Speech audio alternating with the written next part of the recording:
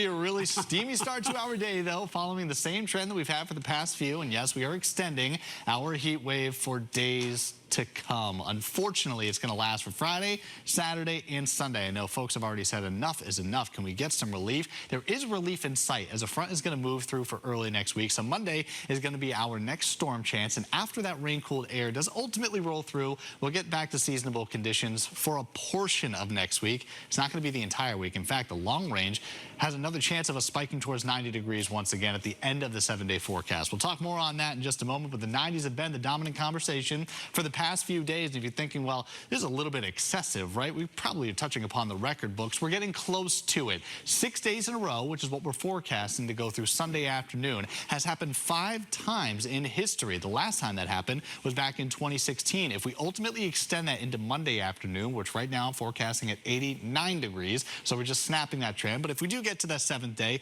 that's happened 4 times in the books.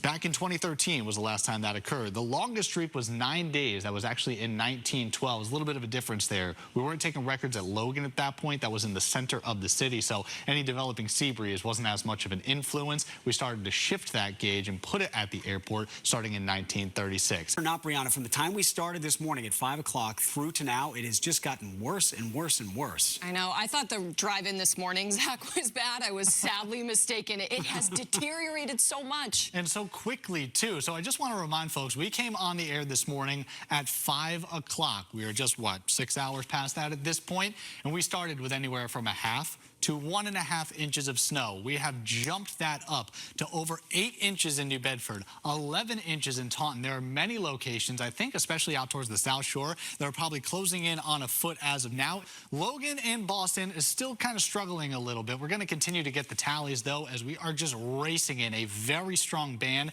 has been pinwheeling from the southeast up to the north and west. And speaking of racing in, the wind speeds have not diminished, and we still have a few hours to go to get some peak gusts that could reach over 70 miles per hour. We checked that off in Situate, where Beth Germano has just been blown around all morning long. She was holding onto the railing at one point this morning. It was coming in so quickly. Nantucket at 74 miles per hour. Wellfleet at 82 miles per hour. So the closer to the water you are, clearly the higher the wind speeds. But when you get the falling snow combined with the very gusty conditions, that's going to make for whiteout spots. That's why 0 is on the gauge in Boston. There in Marshfield, 0 in Taunton. 1/4 mile for nearly everybody else, and 1/8 of a mile out towards Providence. And this same trend is holding for all in southern New England. There's really no escaping the visibility concerns, which means that the blizzard criteria is likely going to get checked off. The National Weather Service says once they get all the information and the data after the storm, they'll be able to categorize this as a blizzard. We've been in blizzard conditions for hours at this point. So the last time that happened,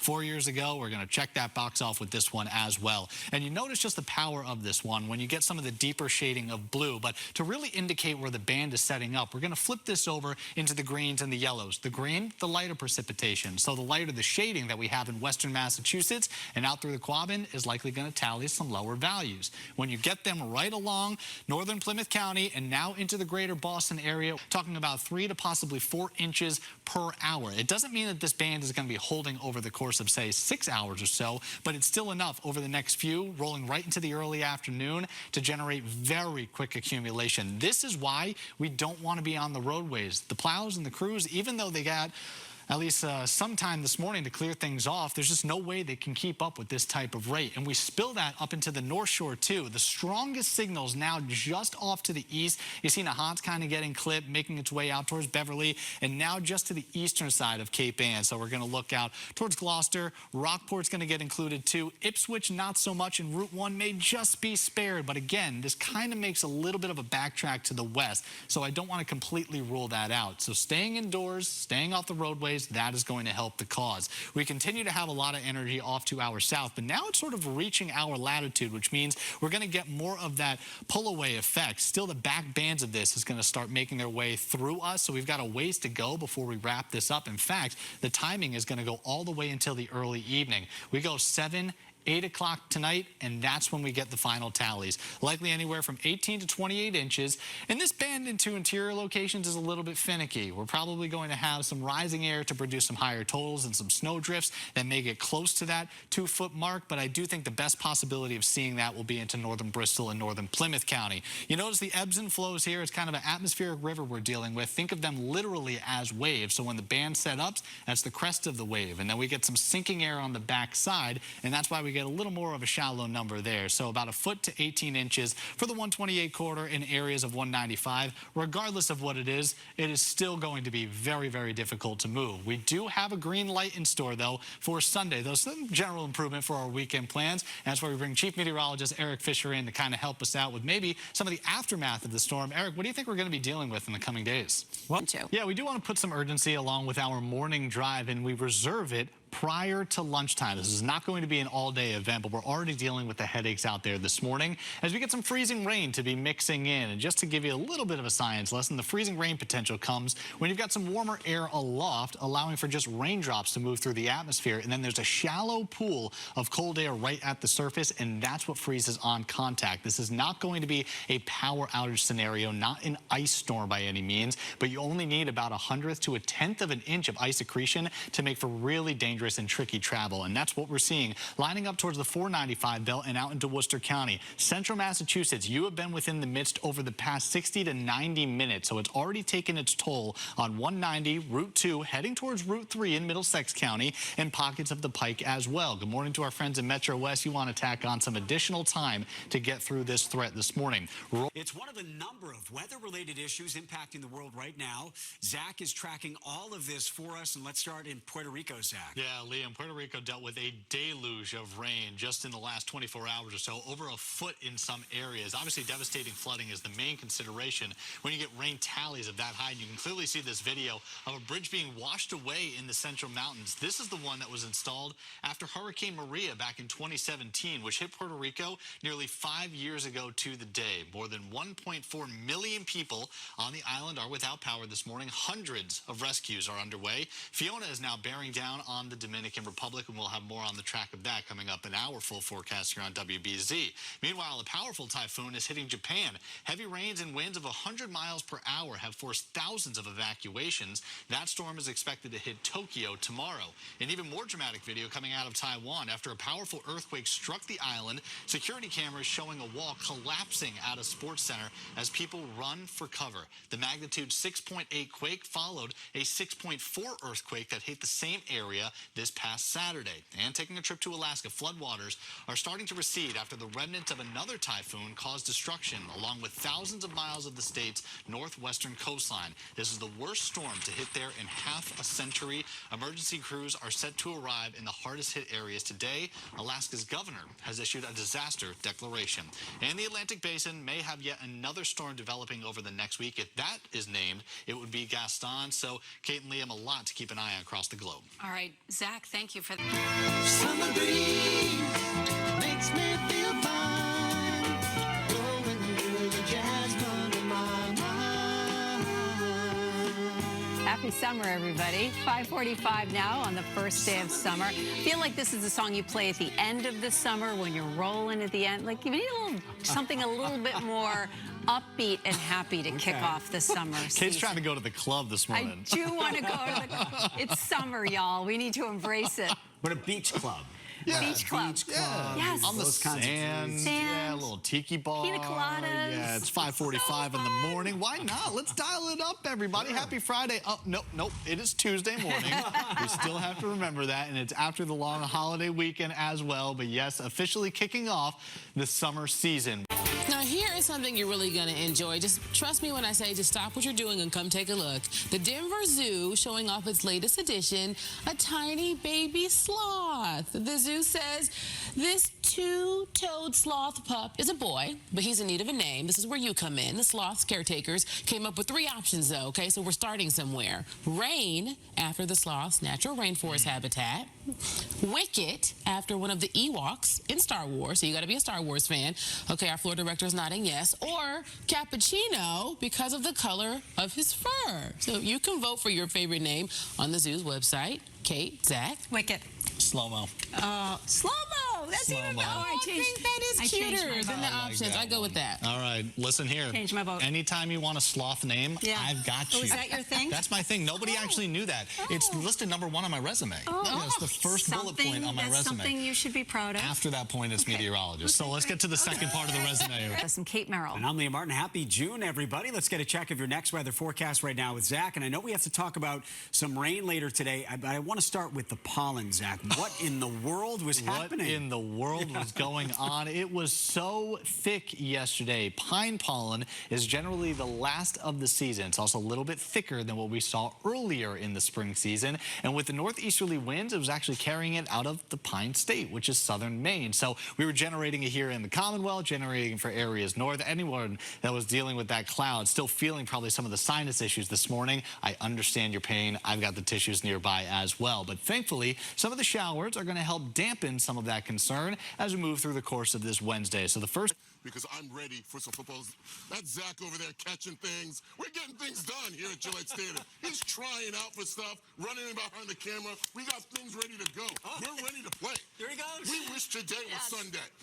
Running sprints, running sprints. That away. We are pumped up. We are ready for football. Wishing today was Sunday. Everything's going around. People have been tweeting me, Yeah. I've been sick with this. Everyone's My sick. kid's sick with that. Everyone's sick. Everybody seems to be going through it. It always seems to arrive right at the beginning of the school year. Oh, yeah. Yep, that's what happens. It's the kids' fault. kids, It's the what it kids' is. fault. Sure, let's put the blame all on the children. That makes a whole lot of sense. Good morning, everyone. We do need to do a little bit of a recap after what was major Hurricane Ian roaring into the southwestern side of Florida yesterday, making landfall right after about 3 p.m. And we're talking peak wind gusts of nearly 150 miles per hour. These are just some of the gauges. Obviously not telling the entire story, but nearly 100 miles per hour out towards Venice Beach, 125 miles per hour in Redfish Pass, Port Charlotte over 130 miles per hour, and obviously the devastating wind damage is going to be coupled by the extreme storm surge. We were talking about waves crashing into seawalls and excessive flooding, and it was not only the seawater, but after about 15 to 18 inches of rain, there's freshwater flooding as well. So obviously the western side of the peninsula is clearly going to be our emphasis, and this could be one of the costliest storms ever on record. But now the system has been downgraded out of hurricane status into tropical storm status. Just to put that in perspective for you, it's a Category 1, 74 miles per hour winds or higher. We're currently sitting at 65 mile per hour winds, as it's just off to the southeast of Orlando, Florida. Now, once it makes its way towards the Jacksonville area, I actually think it's going to lose a little bit of steam. It kind of does a curl just outside of Georgia, but Amelia Island, out towards Hilton Head, and eventually into the Carolinas. In the next 24 to 36 hours, drenching rain is going to be the scenario. So even though the storm surge threat and most of the wind damage potential is starting to limit, I still think that we have a widespread flooding concern coming along with the fresh water due to the rain. High pressure, thankfully, is going to remain in command around most of the Northeast. It's kind of parked itself over the Ohio River Valley as of now, stifling a lot of this energy off to our south. But there is going to be some pull of that moisture to the north as we move into Saturday. Nowhere near the concerns that they have to the southeastern side of the country. We're just going to get a few downpours as we make our way into the first half of the weekend. We're still far away from that effect, though. Starry skies out there right now, barely a cloud in sight. We'll start to increase the cloud cover little by little. After another fall day just kind of lands towards us, we have a northwesterly breeze anywhere from 5 to 15 miles per hour, and this is going to be dry and refreshing. Mid-60s this afternoon, so while a vest, a hoodie, a sweater is going to be needed for the morning hours, I don't think we're shedding it for the second half of the day. This is slightly below seasonal averages, and we're going to replicate that trend into tomorrow as well. And guess what? We may actually introduce a little patchy frost as we go to well interior locations, just about on time. A frost advisory, technically from the Monadnock region over into southern Vermont, over into the Berkshires too. It's the first introduction I've seen so far this season in the Commonwealth, kind of an indication of what's going to be arriving in the next few weeks. So Friday seems to be the winner for the Topsfield Fairs. We get more rain chances on Saturday. Pretty sharp cutoff, though, especially to the southern portion of southern New England. Has the best case to see some of the activity for the first half of the weekend. This rain's going to kind of ebb and flow off to our south for the few following days. So Sunday, Monday, and Tuesday, Liam, a little bit unsettled. A Worcester radio station is bringing the news to people who are visually impaired. Zach paid a visit to the station and met a broadcaster who is his biggest fan. It happens here, Worcester. The second largest city in Massachusetts is home to the world champion cyclist Marshall Walter Taylor.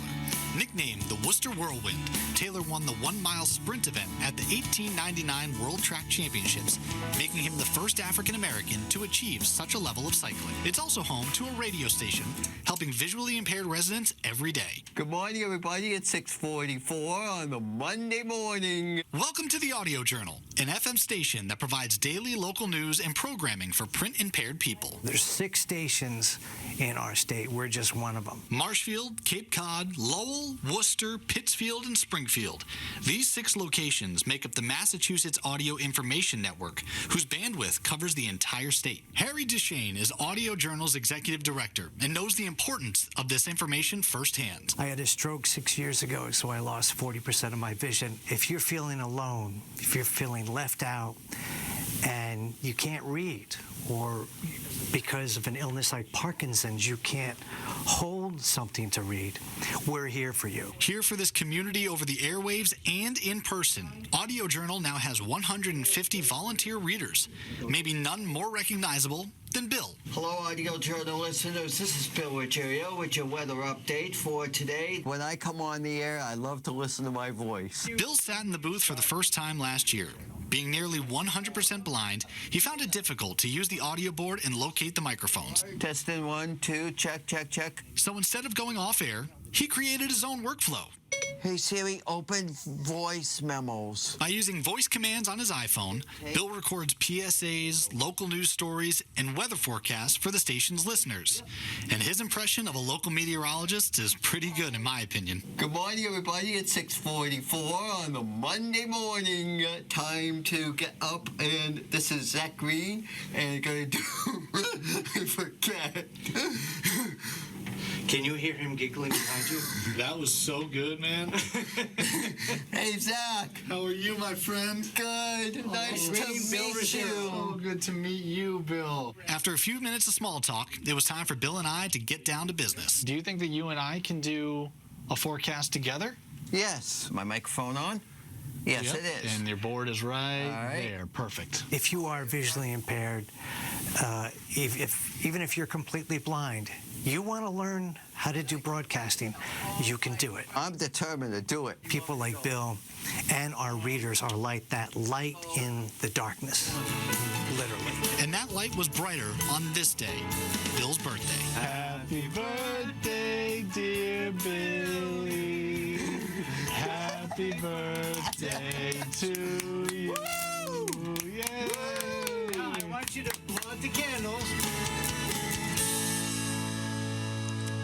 There is absolutely no one like Bill. If you ever feel unmotivated or you need a little inspiration, you just have to go talk to the folks over at the Audio Journal. Just an unbelievable group. And the best news is, if you or someone you know is sight impaired and wants to listen to any of the 6 stations under the Massachusetts Audio Information Network, just contact them. They'll give you a receiver to tap into the local station, and it's all for free. That's awesome. Can Bill fill in for you when you aren't I've been trying to here? set that up. Yeah, trying to So make him good. come into the studio, give him a little time on the green screen. Him and Harry are going to Oh my join us gosh, one morning. I had goosebumps Yeah, so when good. you came into the room and he got to meet you. It was an honor for me to meet him, to Yeah, be quite so- honest with you. It was just so great. Well, this summer has been full of surprises and ice cream thanks to the WBZ Ice Cream Social. Our latest party winners were in Sharon, where one group is working hard to make sure no resident is forgotten. And Zach paid them a visit. Zach? And Kate and Liam, we've had parties at firehouses, YMCAs, dog training centers, but the folks at the Sharon Adult Center know how to throw down, not only for ice cream, but for the community. We provide a place for people predominantly 60 and older to come here. Tables full of smiles, community, and spirit. Sharon seniors know they're always welcome at the town's adult center. We have things from fitness classes to lectures. We do cards and games. I come here for movies, even though they're old, knitting, exercise, yoga. I love it here. The fun and games at the center are too many to count. But Executive Director Kathy Medeiros says this chapter of life can come with some obstacles. Until you retire, I think, for a lot of people, and you come across things you don't realize in some ways, what you don't know or what you may need help with. From food assistance to housing, education, and family programs, the staff is always ready to lend a hand. And clearly the Sharon community knows its value. It was the people of Sharon who nominated its adult center for a surprise ice cream social. So are you guys ready for an ice cream party or what? Crescent Ridge, a town staple, was kind enough to provide the ice cream and all the toppings. There's always room for toppings. Would you like walnuts and the cherry? Just a cherry, yes ma'am. There's something about ice cream that even the strongest folks can't seem to resist. Supposed to be on a diet, but once in a while, tell me. I'm going to the gym right after this. I say that all the time. I'm going to go on a diet tomorrow. Never happens. Everybody always says that diet's going to start tomorrow. Yes. It's not going to be for today. And obviously, I'm not in the senior community, but I have had family members who have benefited from places just like this in the past. I know how important they are for the community. And that's what's the amazing part. Massachusetts has mandated that every town and city actually needs an adult center. There are now 350 in the state. So if you don't know about them already, the resources are readily available. That's great. So people don't have to leave their town. They can they can stay in the town that they live in, which is so important. A unique motorcycle garage is pioneering the way for custom motorcycle parts. Zach takes you inside the shop that is breaking down barriers. It happens here, Roxbury.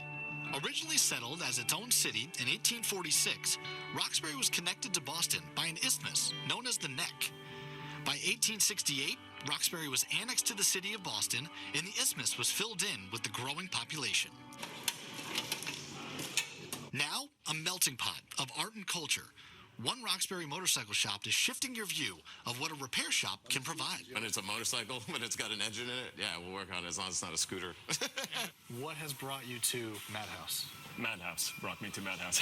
Owner Jay Shia started Madhouse Motors in a dirt yard in Cambridge in 2009.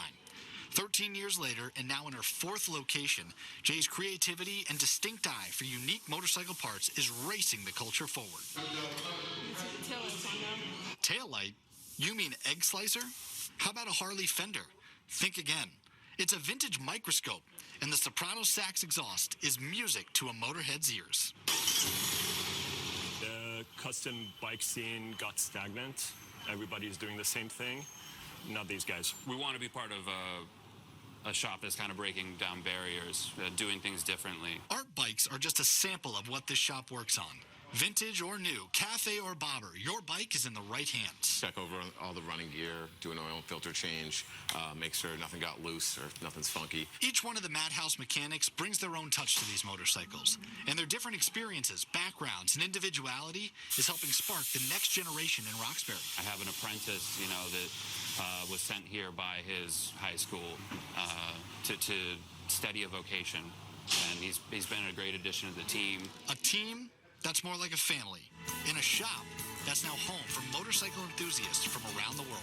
I feel like we are a bunch of outsiders that found each other in a way.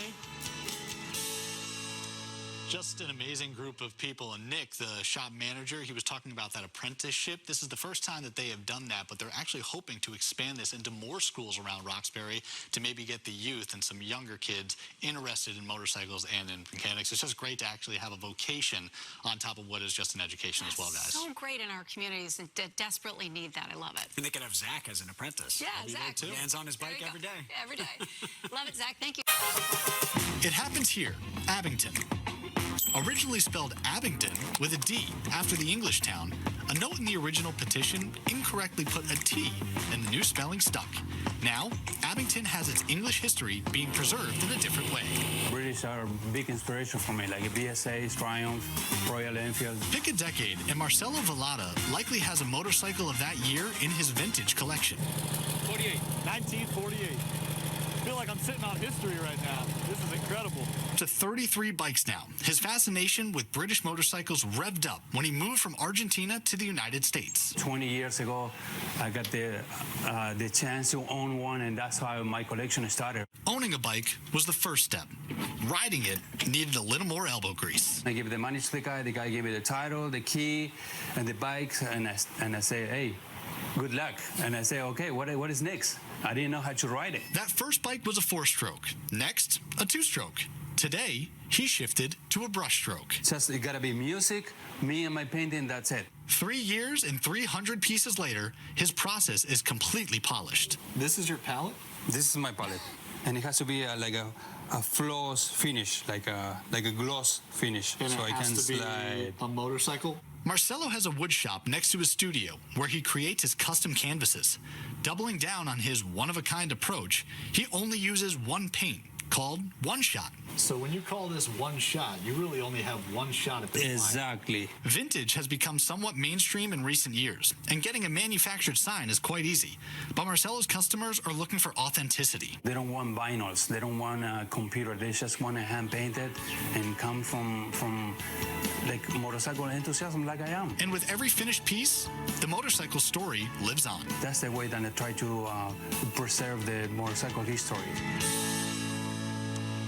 Let's get out to Zach. He's there in Brookline at the U.S. Open, and what a spot to be, Zach. A beautiful sunrise, beautiful spot for the U.S. Open.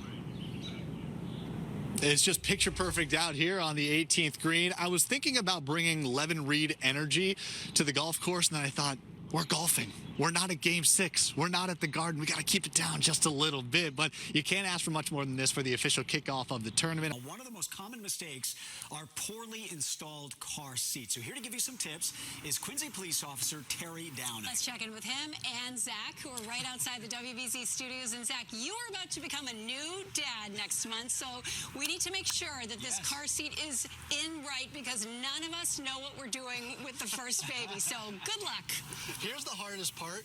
Officer Downing actually told me that this car base is one of the easiest to install, so I feel like I have even more impact on me right now. And I am joined here by Quincy Police Officer, Officer Terry Downing. Thank you so much for helping us out. No problem. Now, this is Child Safety Week.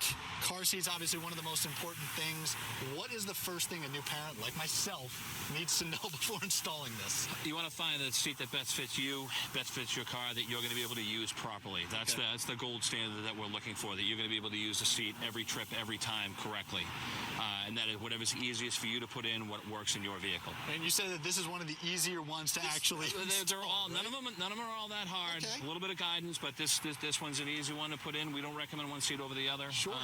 So about 2/3 of all seats in the country are installed improperly. And now we had a little bit of a boost earlier. I got kind of the right direction on where I'm going here. So we've got these kind of extendable arms here. Look, this is already locked in. I'm already making mistakes. So you do this, and it's a ratchet system. I'm going to try and hold that properly. You hear it? You hear it? Oh, God, I got to do it before it actually ratchets down. And then you find a metal piece under the seat, the lower anchor. Getting terminology right. Hold on. I think we may have gotten one. Whoo! First shot. There you go. Look at that. All right, we're on to number 2. Now I've learned my mistakes. We press the button. Nope. Hold on. We got it. Here we go. Officer Leica over my shoulder is trying to help me out, too. You guys can't hear him, but he's giving me some tips behind the scenes. And not yet. It's not. Oh, no, it's going to ratchet. Just push the orange button again, pull it out. Push the orange button, pull it out. Grab it up the top. There you go. Now we got Find some that lower anchor. Now we got some moves. I know you want to go. Let's keep this baby safe. Oh. Not yet. 0 for 2. Let's try it one last time. I swear this is going to work. Remember that little plastic pointer guide point? Oh, right. There's a little button right there. There it is. There's the anchor. Now right into the seat bite. Now press down on the belt path. You'll hear it ratchet in. And we're pushing down. And where do we check for tightness? Right at the belt line. There it is. Seems a little loose right now. Give it a couple more pushes. Right, a little more. How's that look to you? And now there's a very specific movement that we shouldn't have, right? Correct. No more than 1 inch of lateral movement at the belt line. Not up top. Don't worry about that. And Officer Lecter's going to hand you the seat, and you're just going to drop it right in. Drop it right in. And it's just like that. Correct. Guys, I think I may have done it. My wife is going to be so proud. My wife is going to be so proud. We still got a ways to go, but we are in.